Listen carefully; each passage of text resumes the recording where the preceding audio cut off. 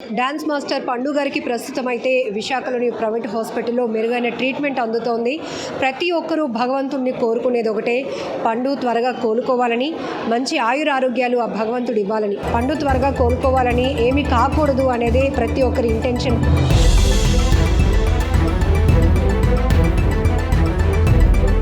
100% అండి. ఆయన డ్యాన్స్ కోసమే పుట్టాడు. ఇప్పుడు ఇలా జరగడం నిజంగా చాలా దురదృష్టకరం.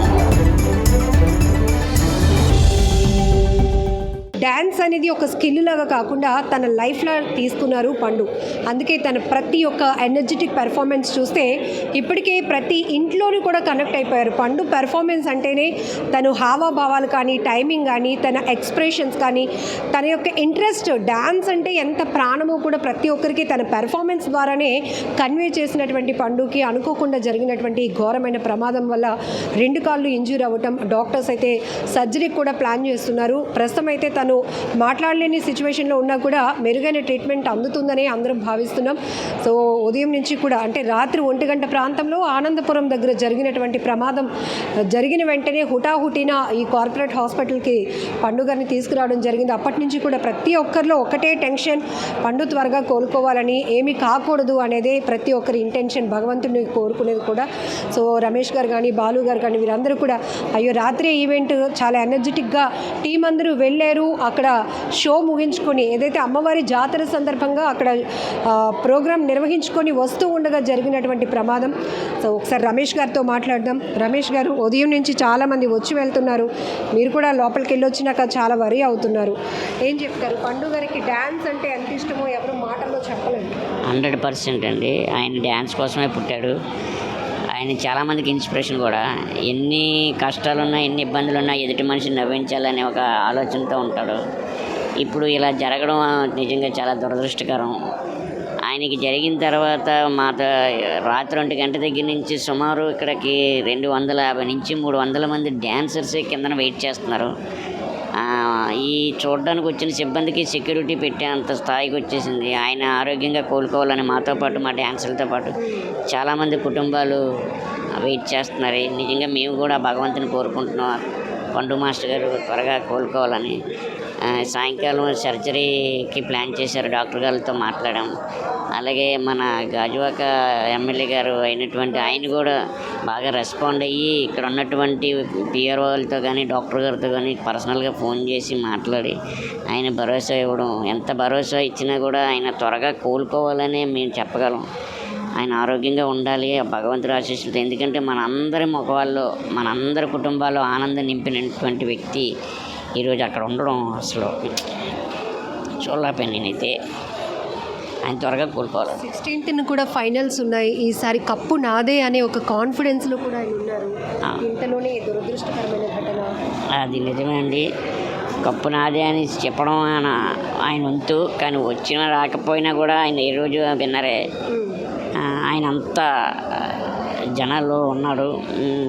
ఫైనల్స్ విషయం పక్కన పెడితే ఆయన దయచేసి అందరూ వేడుకోవాలి భగవంతుని త్వరగా కోలుకోవాలని. 4:30కి సాయంకాలం సర్జరీ స్టార్ట్ చేస్తారు. డాక్టర్లు కూడా బాగా రెస్పాండ్ అవుతున్నారు. హైదరాబాద్ నుంచి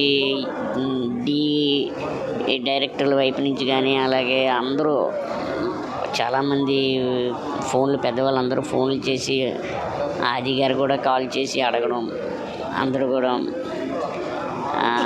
తన బాగోతుల గురించి అడిగి తెలుసుకోవడం చాలా గొప్ప విషయం. ఎందుకంటే ఆయన అందరూ అంటే మాలో అంత ఓన్ చేసుకున్నారు. వాళ్ళందరూ ఫోన్ చేయవలసి అడుగుతున్నారు అంటే ఆయన ఎంత ఇంపార్టెంటో జనాలకి అర్థమవుతుంది. వాళ్ళ ఫాదరు కూడా చాలా ఇదై ఉన్నారు. అంతా మంచిగా జరగాలని భగవంతుని కోరుకుంటున్నాను. రమేష్ మాస్టర్, ఒక మాస్టర్గా చెప్పండి, సాధారణంగానే ఇట్లాంటి ఆర్థో ప్రాబ్లమ్స్ ఉన్నా, కీళ్ళ నొప్పులు ఏవైనా ఉన్నా డాక్టర్స్ లైఫ్ స్టైల్లో చాలా మోడిఫికేషన్స్ చెప్పేస్తారు, మీరు చాలా జాగ్రత్తగా ఇకపై ఉండాలని. బట్ ఇప్పుడు పండు మాస్టర్కి 2 legs కూడా సివియర్ ఇంజ్యూర్ అయ్యాయి, సర్జరీ కూడా. డ్యాన్స్ చేయగలుగుతారా ఇక లేదా అనేది ప్రతి ఒక్కరిని తీవ్రంగా ఆందోళనకు గురి చేస్తారు. 100% ఆయన తిరిగి మళ్ళీ కంబ్యాక్ ఇవ్వాలని నేనైతే కోరుకుంటున్నాను. అందరూ అదే కోరుకుంటున్నారు. ఆయన డ్యాన్సర్గా ఉన్న కన్నా ఆర్టిస్ట్గా కూడా చాలా గొప్ప వ్యక్తి. ఆయన చాలామంది డ్యాన్సర్స్ ఉంటారు, కానీ ఈ డ్యాన్స్ని వదులుకోలేక ఎన్ని ఇబ్బందులు వచ్చినా ఈ డ్యాన్స్ కోసమే, ఈ డ్యాన్స్ చేస్తూనే ఇలా చనిపోతాను అలా అని మాట్లాడిన వాళ్ళు కూడా ఉన్నారు. అంటే డ్యాన్స్ అంటే అంత పిచ్చి మాకు అందరికీ. కానీ ఇలాంటి మధ్య మధ్యలో ఆటంకాలు వచ్చి మమ్మల్ని వెనక్కి లాగుతున్నాయి. కానీ మేము మళ్ళీ కంబ్యాక్ ఇస్తాం. మాకు భగవంతుడు కాళ్ళు చేతులు ఆడినంత వరకు మేము డ్యాన్స్ చేస్తూనే ఉంటాం. రమేష్ మాస్టర్, డాన్సర్స్ యొక్క లైఫ్ స్టైల్ గురించి, డాన్సర్స్ వాళ్ళు నమ్ముకున్న స్కిల్ గురించి ప్రాణం ఎలా పెడతారో స్టైల్ అనే మూవీలో చూసాం. యాజ్ ఇట్ ఈస్గా ఇప్పుడు ఇంచుమించుగా ఆ క్యారెక్టర్ లాగానే ఇప్పుడు సిచ్యువేషన్ వచ్చింది. అంటే తనకు ప్రమాదం జరిగి కాలు కోల్పోయాడు అని ఆ క్యారెక్టర్ ఫీల్ అవ్వడు, తను డాన్స్ చేయలేకపోతున్నాడు అనేది ఆ సినిమాలో ఒక థీమ్ ఉంటుంది. ఇప్పుడు పండు మాస్టర్ సిచ్యువేషన్, పండు మాస్టర్ గారు నిజంగా చెప్తున్నాను, ఎంత ఇబ్బంది వచ్చినా ఎంత కష్టం వచ్చినా సరే ఆ టైంకి స్టేజ్ మీద మనము ఉన్నాము, మన వర్క్ చేయాలని నేను ప్రత్యక్షంగా చూశాను. తనతో పాటు నేను జర్నీ చేశాను. చేస్తున్న సమయంలో తనకి ఒక చిన్న ఫుడ్ పాయిజన్ అయినప్పుడు తన కడుపులో ఇబ్బంది అయ్యి హాస్పిటల్ అక్కడే పక్కకి తీసుకెళ్ళి ట్రీట్మెంట్ చేసి సిలిండర్ బాటిల్ అన్నీ ఎక్కించి రెస్ట్ తీసుకోవాలని చెప్పారు. కానీ షూటింగ్ స్టార్ట్, కానీ ఆయన రెస్ట్ తీసుకోలేదు. ఖచ్చితంగా ఈ ఎపిసోడ్ చేసిన తర్వాతే నేను వెళ్ళి రెస్ట్ తీసుకుంటానని చెప్పి 100% ఎఫెక్ట్ పెట్టి ఆ ఎపిసోడ్ చేశాడు. ఆయన అంత మొండివాడు.